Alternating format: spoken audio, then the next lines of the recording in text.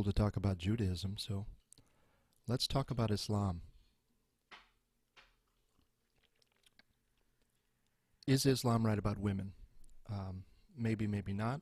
We'll look at some of the political views of Muslims from around the world, the approximately 1.6 billion of them that there are.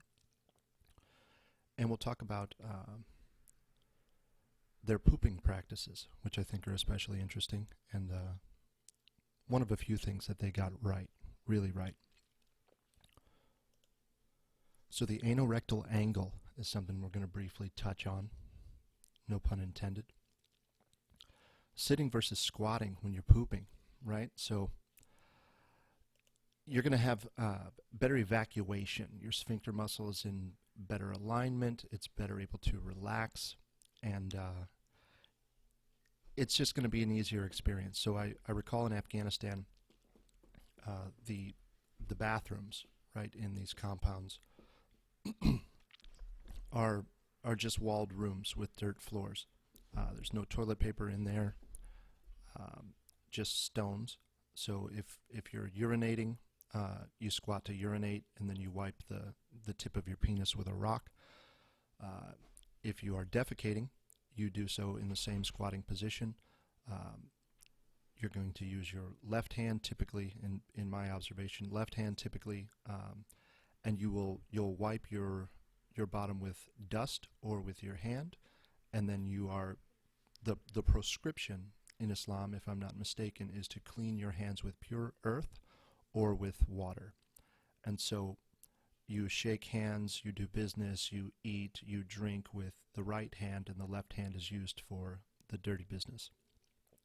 But they got pooping right here. So we sit and text typically, or scroll through Facebook or whatever it is that we're doing on the toilet. We poop lazily, right? So I want to encourage a more active pooping among you guys. So when they would use toilets on bases, you would notice right away, the first thing I noticed when I got to Camp Simmons, signs over the toilets that say, it's a picture basically showing you not to stand on the toilet seat. They would stand on the toilet seat and squat to poop, and it breaks the toilet seats. So if they're not standing right on the rim, and if they are, the toilet can wobble, it wrecks the plumbing. If they're standing on the seat, it breaks the toilet seat. So there are signs everywhere on both Kandahar and Camp Simmons instructing you not to stand on the toilet, although you're going to have a better pooping experience that way. So they have something called a squatty potty. This guy's trying to sell this thing. BenGreenfieldFitness.com is where I got this this image and this information. So Islam is right about pooping. Let's see if they're right about anything else. So before I get into this stuff, I want to talk briefly about the IQ differences and the effects of inbreeding and the generational differences. So you'll often hear that, well, Muslims no longer think like that. Those are their parents and grandparents with these dated conceptions. Their adherence to an old Quran, an old Hadith, an old way of living. But as this Pew Research poll shows that I get into, this is a massive study, something like, well, we'll get into it. There's very little difference between older and younger generations when it comes to many of these views on morality, views on ethics, views on lifestyle, on women, on politics, on democracy, etc. So if you think that there is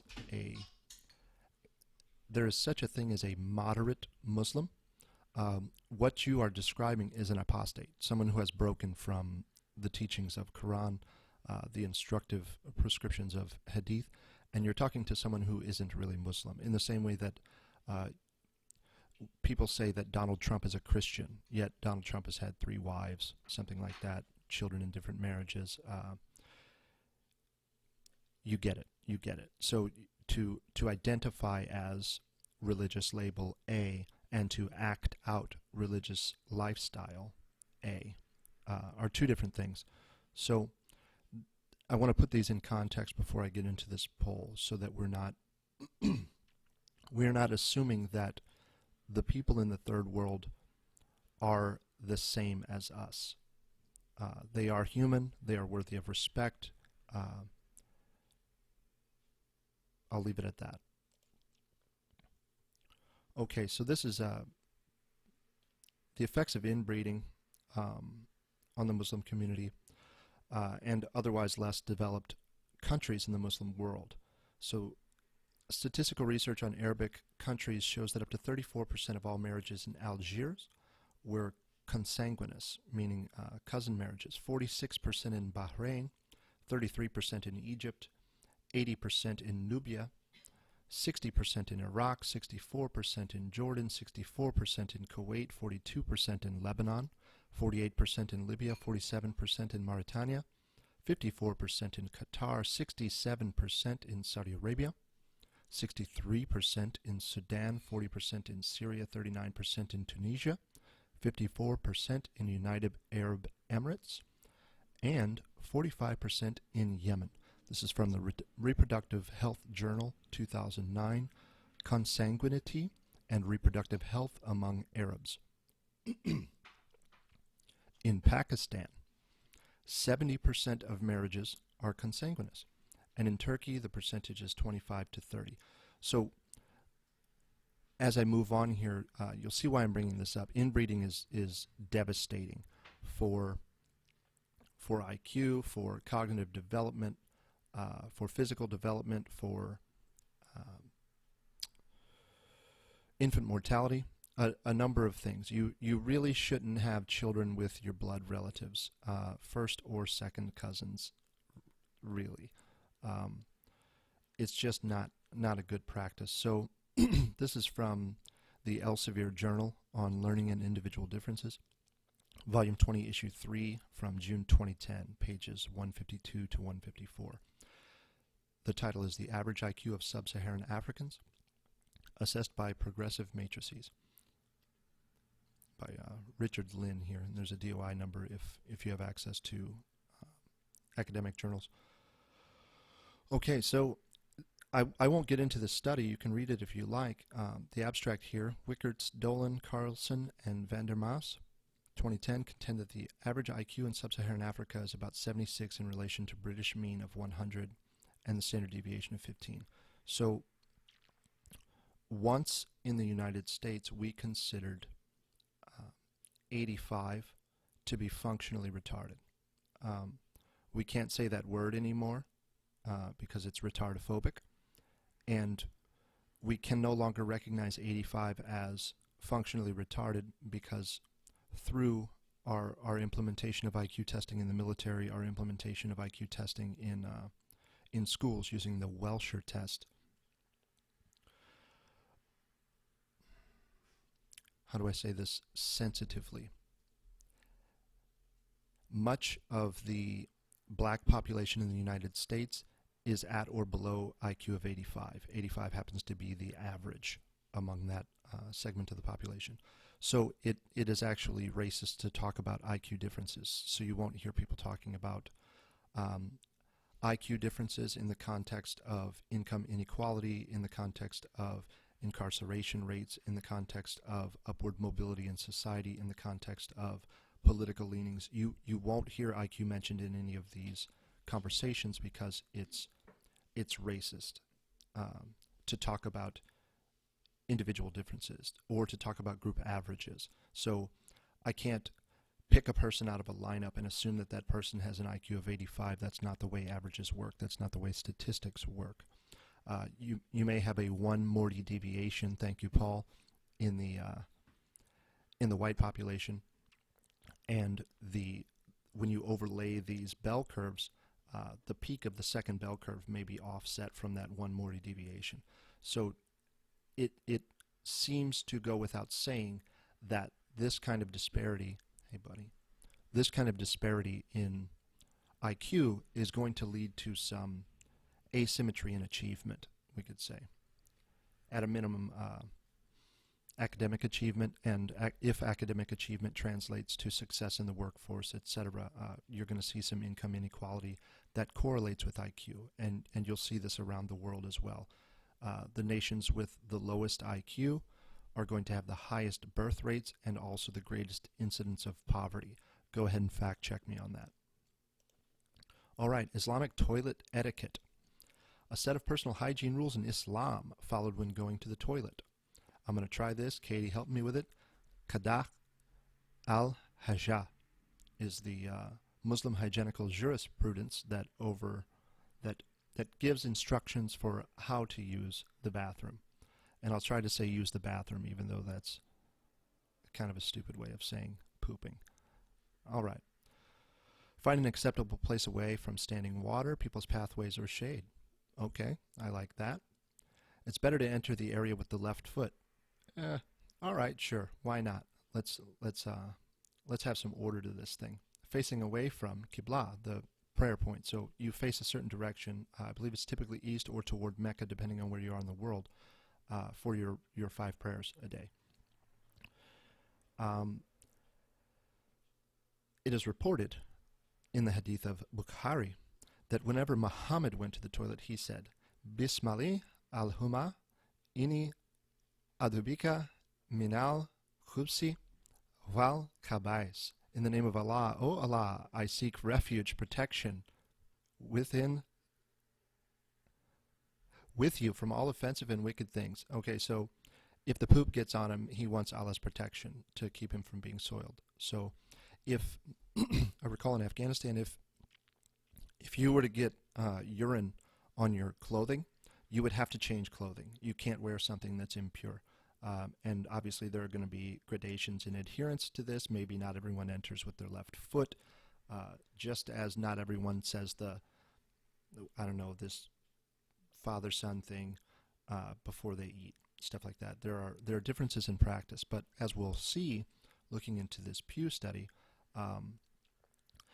there are some general observations, and there are some generalizations you can make about this group of people around the world. Even though we have some apprehension about labeling things, we have some apprehension about making assumptions because it makes an ass out of you and me, and we've been told that we shouldn't judge people. Obviously you shouldn't. Obviously you shouldn't. But you can make an informed decision about things, and there's nothing. It is by definition prejudice. It is by definition discriminatory, but we've attached a negative connotation to those two words. So I'm discriminatory when I choose organic green beans over non-organic green beans. I've actually been prejudiced against those non-organic green beans because I think they are going to be less nutritious. So I've been both prejudicial and discriminatory just in buying a can of green beans. So am I evil for that? No, I don't think so. I'm making a decision given the information that I have. Okay, so here's the preface for this. I want to see the data collection. I believe it was right up front here. 39 countries, 38,000 face-to-face interviews in 80-plus languages and dialects covering every country that has more than 10 million Muslims except for a handful, including China, India, Saudi Arabia, and Syria. So you may think that those countries are going to be deviations from the norm with respect to the rest of this data. Point taken. Perhaps that's true.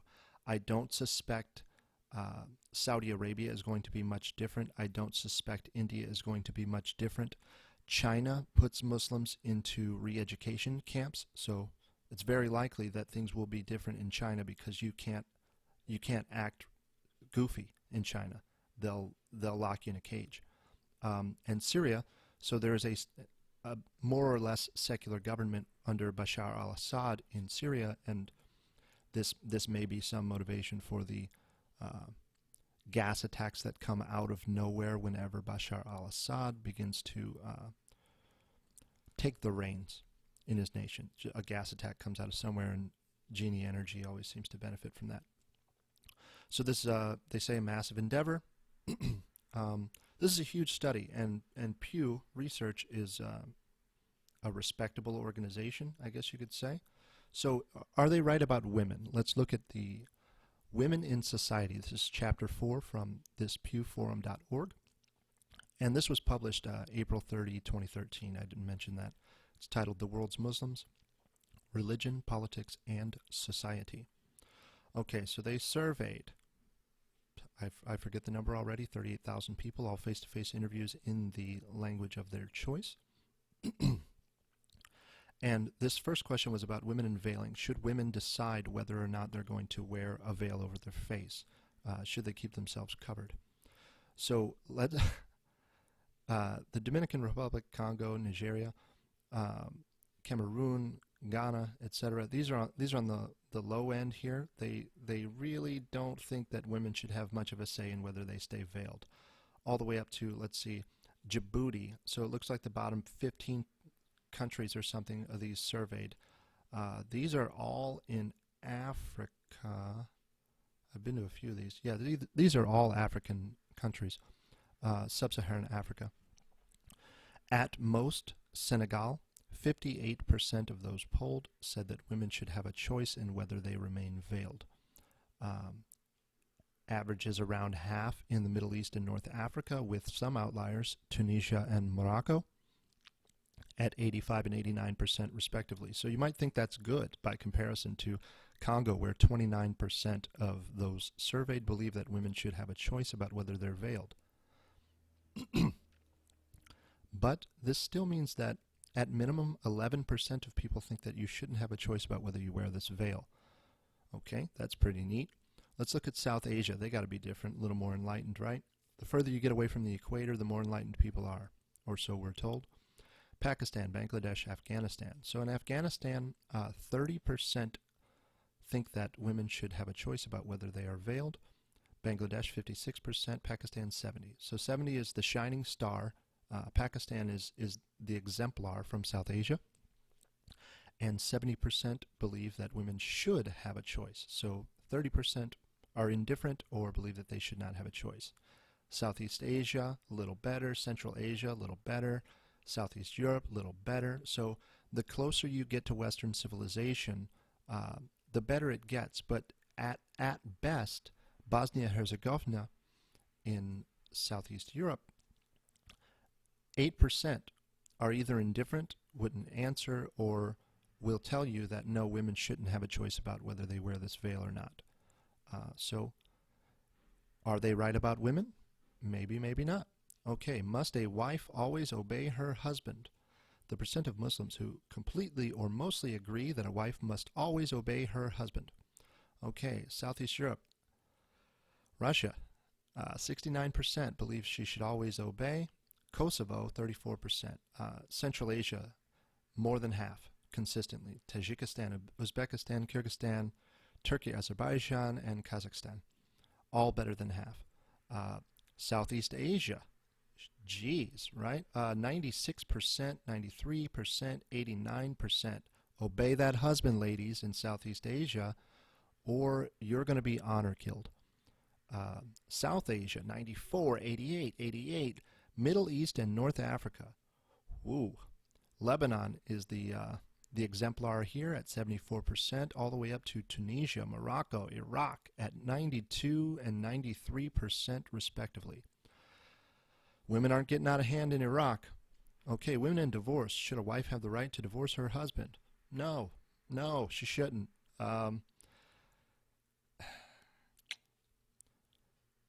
Okay, the percent of Muslims who say a wife should be able to divorce her husband. We've had no-fault divorce for a while in the West, and the trend seems to reflect that here. So Southeast Europe, 94, 88, 84, 60. So between 60 and 94% say the wife should be able to divorce the husband. Central Asia, between 30 and 85%. Southeast Asia, 8% in Malaysia. It's for keeps in Malaysia, it looks like. South Asia, 26%. Bangladesh, 62%. Middle East and North Africa, again, are just doing it right. 14% in Iraq. We should import some of these people, I think. Jordan, Egypt, 22%. It seems like conservatism is dead in the West, but it's very much alive in the Middle East and North Africa. Southeast Asia, South Asia. This is not the Charlie Kirk brand of conservatism. Inheritance rights. I don't care about inheritance rights, women's rights, gender and the right to choose a veil in public, we've talked about. All right. Continuation of the study here. Support for Sharia. If you're unfamiliar with Sharia law, Islam is not just a religion. It is a holistic lifestyle prescription. So there is a moral code, there is an ethical code which is instructive, there is Quran, there is Hadith. Sharia would be enforced by basically Quranic scholars, quote unquote, who are the law enforcement arm of the religious aspect of Islam. And they will be enforcing the moral codes. You will wear hijab, you will pray, you won't consume alcohol, you won't view pornography, you won't have relations outside of marriage, you will honor your husband, etc., etc. So Sharia and Islam are one and the same. There is not one without the other. It is a total package, right? So again, when you say moderate Muslim or progressive Muslim, what you're talking about are people who have just been westernized and they're no longer Muslim. They're no longer Islamic. They're no longer Islamists at the very least. All right. Support for Sharia. Southeast Europe, you got 42% who favor making Sharia the official law in their country. In Russia, Albania is down at 12. Central Asia, we got 8 to 35. 35% in Kyrgyzstan believe Sharia should be the law. And man, Southeast Asia, South Asia, Middle East, North Africa, and Sub-Saharan Africa. Oh boy. Okay, 86% believe Sharia should be the law of the land, the official law of the land. So you can do away with your U.S. Constitution, you can do away with the Bill of Rights, you can do away with any aspect or semblance of civil rights, you can do away with equal opportunity laws, you can do away with affirmative action, you can do away with affirmative hiring practices for women to balance CEO boards and things like that, like they're doing in California. You can scratch all of that because in Iraq, 91% of people believe that Sharia should be the law of the land, 89 in Palestine, 83 in Morocco, 74 in Egypt, 71 in Jordan, and Sub-Saharan Africa, 86%, Niger. Niger is a gross place. It's awful. Many of these places are awful. No, I haven't been all over Africa, but nowhere that I've been has been a nice place to be. I suspect that's why I was sent there. Southeast Asia. The median percentage of Muslims who favor enshrining Sharia, meaning making Sharia the law of the land, 84% South Asia, 77% Southeast Asia, 74% Middle East, North Africa, 64% Sub-Saharan Africa, and 18% of Southern and Eastern Europe. Central Asia, top in the boards, only 12% believe that Sharia should supersede their local laws. Okay, an explanation of Sharia that's probably better than the one I gave. Islamic law offers moral and legal guidance for nearly all aspects of life, from marriage to divorce, to inheritance and contracts, to criminal punishments. Sharia, in its broadest definition, refers to the ethical principles set down in Islam's holy book, the Quran, and examples and actions of the Prophet Muhammad, Sunnah. The Islamic jurisprudence that comes out of the human exercise of codifying and interpreting these principles is known as fiqh. Is that right, Dal? Fiqh? She's got headphones in. Muslim scholars and jurists continue to debate the boundary between Sharia and fiqh. I think I might be pronouncing that wrong. F-I-Q-H. Fact check me on that, bro. Okay.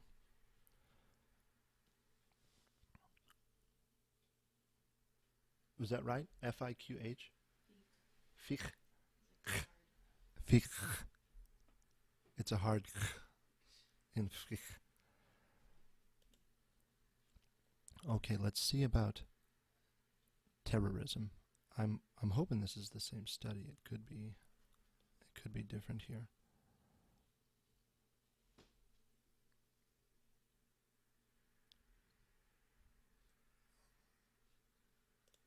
And it is.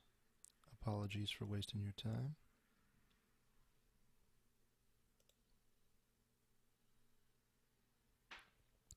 So there's something like 80% support for honor killings. There's support for Sharia being the law of the land. There's support for what we would consider awful subjugation of women, for polygamy, for acts of terrorism in pursuit of a global Islamic caliphate, which would be identified as jihad if it's in pursuit of doing the works of Allah, bringing about this global Islamic state. So when we're looking at these numbers and we say, oh well, 86% favor making Sharia the law of the land. Well, who cares? It's just one group of people. Okay, so there are somewhere between 1.6 and 1.8 billion Muslims in the world. So 86% is a lot, right? That's a billion people plus. So we're not talking about a marginal group, and we're not talking about just, let's say, what's that Baptist church, Del, that they're like God hates fags, and Westboro, is that right? So this isn't the Westboro Baptist of Islam.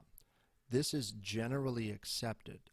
This is a massive poll in countries all over the world, and they were looking at specifically nations that have predominantly Muslim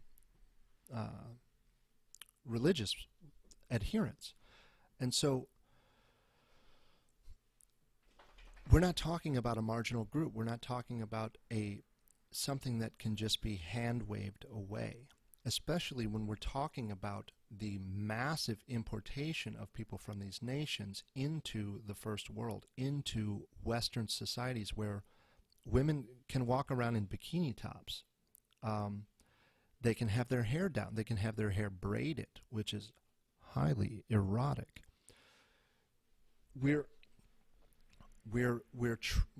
pursuing this multicultural experiment, although we know the experiment has failed, and the leaders of the nations, Angela Merkel, for example, where they've tried to implement multiculturalism, have publicly admitted that it is a failure. So when we think of multiculturalism, I'll just tell you what I thought initially. When I thought of multiculturalism, I thought everyone sort of blends together and makes this melting pot, right, where I can go and get Chinese food on Christmas, I can have some Indian food on Thanksgiving because they don't celebrate the same holidays as I do, and you get little splashes of color all over the place where it's the melting pot idea. This is what you're taught in school, right? But what multiculturalism is in practice is all of those things existing independently. There's no intermingling of those cultures. So you get what we saw following the World War. You get your German neighborhood, your Polish neighborhood, your Czech neighborhood, etc. Here's where the Jews live. Here's where the Catholics live. Here's where the Protestants live. If you've ever seen Gangs of New York, like those aren't jokes. Those are groups who are diametrically opposed to one another, living in close proximity. So what the state does is, in trying to implement multiculturalism, is force people into the same geographic region and force them into the same schools and force them into the same workplaces and force the acceptance of people who have values that are in opposition, often direct opposition to your values or my values. I think people should be able to do whatever they want so long as they're not harming others, so long as they're not impeding the rights of others. The non-aggression principle pretty solidly states the way I view the world. But that's not the case with people from different cultures. I grew up in a Christian nation that was predominantly white, that has Western values that are what we consider Enlightenment values that are informed by Christian morality. So whether I like it or not, my values are Christian. Okay, I may say that they came from Theranos, or they came from Buddhist texts, or they came from, I don't know, the story of Marduk and Tiamat.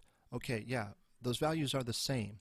They were codified in this book, and then the people that moved here and established this nation were reading this book, and they were reading works by other Western thinkers, other men of genius. So I may say, well, I'm atheist, or I'm agnostic, or I don't believe the United States is a Christian nation. Okay, you're saying that from within a Christian nation. You're saying that thinking that killing is wrong, thinking that adultery is wrong, thinking that stealing is wrong. Where did you get those ideas? Did the perfect forms just occur to you?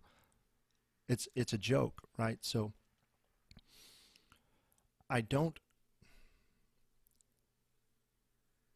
it doesn't seem like it benefits the first world to import the third world. I think it would be better if we aim to, let's say, improve the state of affairs in these nations where 80+% of people think that a woman should be killed if she's raped by someone who is not her husband.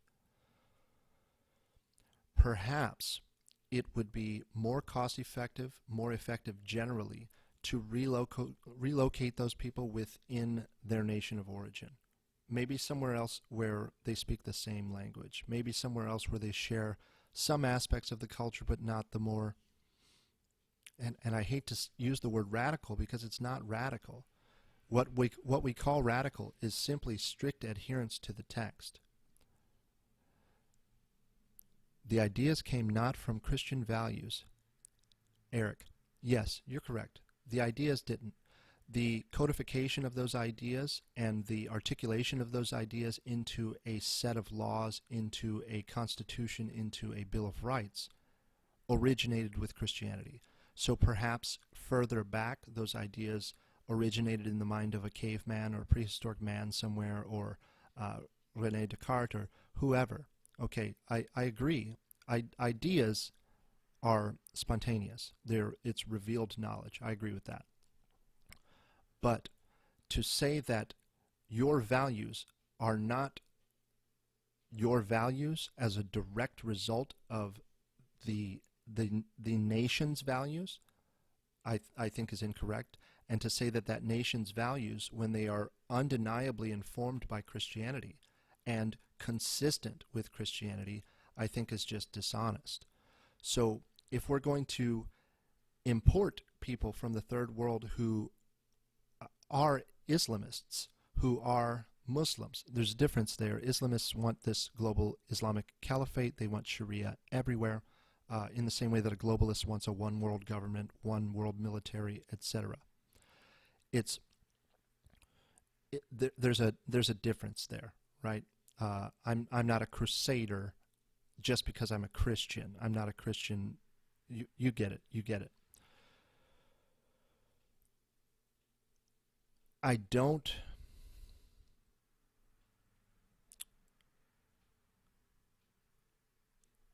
think we're doing it right. Although you can look at the bright side of this and say, well, if we continually import these people and they form these communities like they have in Little Somalia in Michigan or in Minnesota, and those communities grow, they're overwhelmingly conservative. So if you're conservative, you should applaud this, right? It's great that these people are conservative. It's great that they are keeping their families intact. It's great that they're having children. It's great that they share some of my values, even though they push those values to a place I'm not willing to go, to where it's totally authoritarian, totally tyrannical. Right now we have laws and rights and things that act as a bulwark against that sort of authoritarianism. However, when people vote based on race or vote based on religion, vote based on ideology, based on in-group preference, if that segment of the population is growing faster than any other segment of the population, you get Ilhan Omar. You get people who are now put in a position where they can affect law, where they can affect change in the Constitution potentially once you start getting a majority of people in Congress, let's say. I don't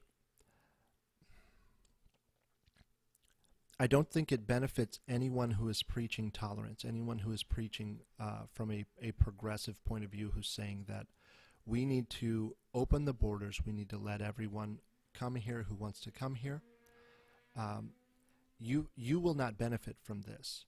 And conservatives, you are not going to benefit from this either. And I think there will be something interesting to watch. Whether, I brought up Ilhan Omar, whether she is reelected, given her deviation from Islamic tradition. So the adultery, for example, marrying her brother doesn't really seem out of the norm given the information I've given you from this Pew Research. Will the Muslims in the community that elected her side with their ideology, with their values, or with their race/religion? Because again, those are one thing.